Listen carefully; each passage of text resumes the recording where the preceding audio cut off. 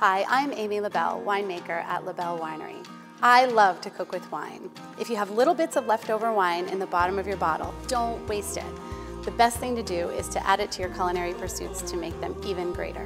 To save your leftover wine, I often will freeze it as ice cubes. You can use those in soups, stews, spaghetti sauce, anything that needs a little perk up with wine. I like to use them in sangria as my ice cubes so that I don't dilute the sangria.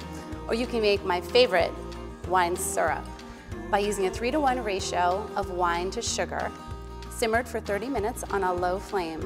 You reduce the volume by half and you result in this gorgeous, luxurious syrup that you can then pour over ice cream, but it's also wonderful over something savory like a steak. So you just want to drizzle it over your steak and it works with the salt so beautifully. Your family's gonna love it. Enjoy.